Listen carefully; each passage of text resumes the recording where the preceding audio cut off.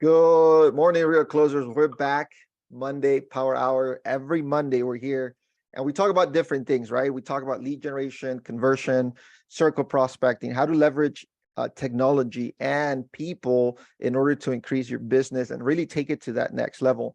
And just a quick announcement Wednesday, if you haven't seen this yet in the group, we're doing a quick introduction into a platform that's going to allow you to run ads with just a few clicks. If you've never done ads or you've done it with not great results, this is the one meeting you don't want to miss this Wednesday. So without making it too much about that, Gustavo, what are we talking about today? Great. So, we're going to piggybacking off a little bit what we talked about last week, which is about like a big thing around getting your first virtual assistant, right? So people asked a little bit about that. We're talking about ISAs before. Now we're making it more broader, right? Broader than that. What about virtual assistants? So when we talk about virtual assistants, okay, people typically, the first thing they want to hand off to a virtual assistant are administrative tasks, right? Tasks, busy work. Stuff that is not necessarily an income generating opportunity, okay? That's not generating more leads, that is not converting appointments, attending appointments. Anything that isn't lead generation, setting appointments, taking appointments, in essence, can and probably should be handed off to an assistant, okay? That because as real estate agents, and I've had this discussion with folks a lot of times, right? Are real estate agents primarily salespeople first, and then agent fulfillment second? And we can always have that argument, and I think it's a great argument to have. I firmly believe, first and foremost, our job is sales, okay? First and foremost. You can be the best contract writer, the best door opener, the best, transaction manager ever. You can be the best at that, right? But if something pops up in the transaction, how do you resolve that? There's agents that are experts at that, right? Dealing with difficult transactions and difficult loans and low appraisals and, inspection issues. All of that is true. And all of that is necessary. My only point is, if you don't have clients, none of that matters. That's my only point. So like any other business, right? 100%. And Roberto, if we were talking about any other business, this would be a non-issue. But for real estate, for some reason, some people get into it because they like houses, right? Oh, I love houses, so I want to become a real estate agent. Okay, that helps, but you're primarily a salesperson. This is primarily a sales job. So anything that isn't focused on sales, lead generation, lead conversion, setting appointments, attending appointments, should and probably will get handed off to someone. If you figure out the sales part, you're going to need some help with everything else. So a virtual assistant can be a great option. Why a virtual assistant? Because it can be very cost effective to get some help, whether that's in Latin America, in the Philippines, in India, even in other parts of the US. Having someone virtual can be a huge benefit. Can be very easy to hire someone, and they can hand off some of that information. So number one, you got to understand why you should get a virtual assistant, because you've got the sales part kind of figured out, and you need some help with all these other kinds of activities. Data entry into the MLS, setting appointments for these showings, confirming appointments, for you that day, moving things along in the transaction, et cetera, et cetera. And depending on where you are, they can do more or less of that. But a virtual assistant can help with all of it. Posting your listings on social media, turning on creating a Facebook ad campaign and turning it on within social media, publishing a new listing to everywhere. All these little things. There's a lot of clicks involved. There's a lot of clicks, clicking and pointing and pointing and clicking. That is usually a good for a virtual assistant. For me, one of my highest value activities was always doing my client events, creating the invitations, sending the invitations, confirming people to these events, over text message, over email, doesn't matter, right? So all of these things, a virtual assistant can actually help you with a lot. And then sending the thank you messages and, requesting those reviews at the end of the transaction, all these things. I can go on and on forever, right? They can do a lot of these things. So that really makes sense. And having a virtual assistant, what they're going to do, defining the role is probably job number one. You want one, that's job number 0. Job number 1 is define what they're going to do. They need a job description. This is not something you want to go figure out as you go along afterwards, right? You got to have it very clear. What is our primary focus? Is it going to be data entry for your listings? Is it going to be, how do you manage a transaction and keep everyone on board? My first assistant, and she was from Mexico, her biggest role on my team was managing my transactions, right? Because I wanted them done a really specific way. I wanted a certain email template to be sent. I wanted all this information to be sent to the people, my appointments set up. I didn't want to worry about those things as soon as I got that contract signed. I wanted to move on to the next thing. That was the biggest value add she had. She would just handle things, and if things came up, she'd let me know, right? Oh, this person responded this. What should we do? Hey, this to that. And if no one did anything, then I was fine. I didn't have to worry about it anymore, right? Because something that I wanted to have happen was happening.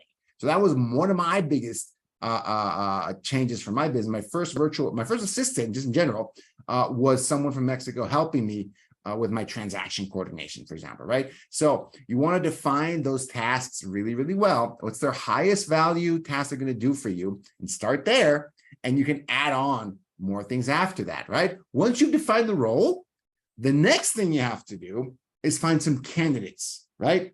Find some candidates. Now, I just hired the timing here is great.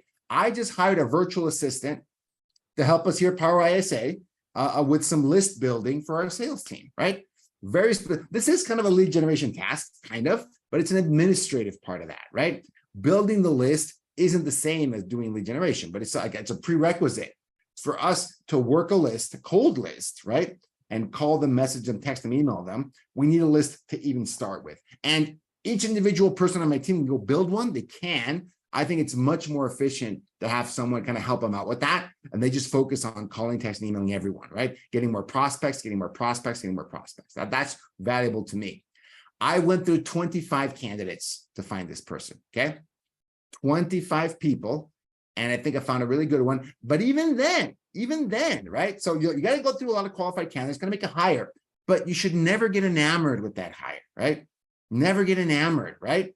I'm putting this person, they actually just started this morning, which is, I think the timing is excellent.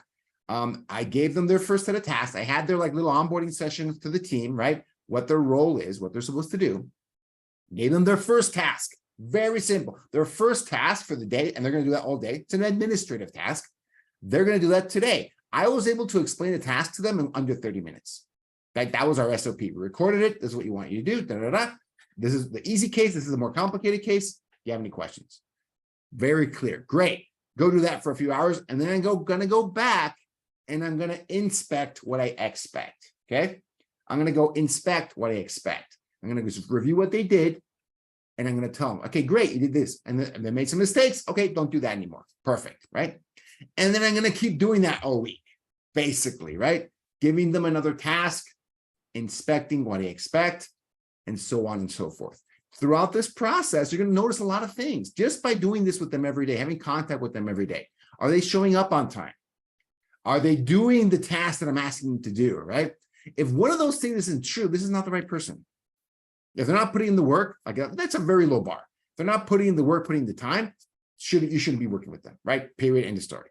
If they're not doing what you ask them to do, and you're making corrections, and those corrections aren't being made at this early stage, again, probably not someone you want to be working with.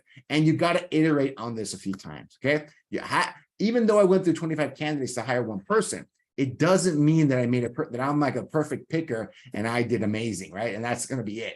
I understand people are people, and people can interview really, really well, and they might not actually execute at the level of their interview. But that's part of the process, folks. This is how you find great people on your team. And this is why companies, virtual assistant agencies, Power ISA, that's why we exist, because we try to make this process faster and more efficient, right? But the process is the same, right?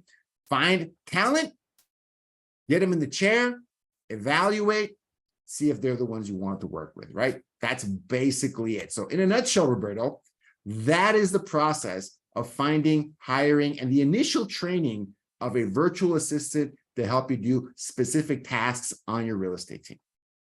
Nice, Gustavo. Thank you. And guys, if you are ready to hire your first virtual assistant and you need help, comment, send me a message, virtual assistant, tell me exactly what you're looking for. And I'm going to send you a document with a place where you're going to be able to find virtual assistants. I'm going to tell you exactly what to post for that virtual assistant type that you're looking for. And I'm going to show you the questions you got to ask in order to get that person more or less qualified. And then kind of give you a quick introduction as to what the steps that you should be following in order to get that person to start putting in the work. And like Gustavo said, It's not gonna be hire first, hire one time, and you're gonna be good to go for the next 12 months. It's an employee you're hiring, so it's gonna take a little bit of work. Absolutely, Roberto, and that's what people they try to eat. So I'll be really clear with this, right? That process of iterating through 1, 2, or even 3 people, even if Power ISA or agency helps you, you got to go through that. I just want to be clear on that, right? And it's more likely to happen when they're more of in a sales role, like ISA, calling people. That's harder than the administrative task, but the same principle applies. You got to find a talented person, put them in the chair, evaluate their work. If they're no one's going to be perfect at first. If they're growing, they're learning, they're understanding, you got the right person, right? No one's perfect at the start. But if they're not putting in the work, not putting in the time, not taking the opportunity seriously, and not learning, I don't think you need to have that person more than a week on the job, right? Maybe 2, right? To really understand that. Because someone can have a great attitude. Someone can actually try to do work, but they just don't get the result you want. They're not even close. You know what? Thanks, but you're not a great fit for this role, right? So that part of it is the same, regardless of whether you're doing this 100% on your own, which you absolutely can, or you're going through an agency. Because even if the agency saves you some time, you still got to find the right fit for the role and for your team and for your personality. Okay. Yeah, I mean, the job of an agency is to shortcut the process, Make it not fast. to replace your time that you're gonna have to invest with your ISA. So 100%. thank you, Gustavo. If you guys need more information about this, if you guys want to drill down more into the steps that it takes to hire someone to help you in your business, comment in the box below, because we can come back here next week and expand on that. Or maybe even, Gustavo, we can do a quick workshop for the Real Closers team where we take them more into like behind the scenes and help them out, and kind of see what really Power ISA can do for you, and kind of see how you can take that business, your real estate business, your mortgage business to the next level. All right, guys. Thank you so much, Gustavo. We'll see you. All right. We'll talk about Thanks. that, and we'll see you next week. All right. Bye.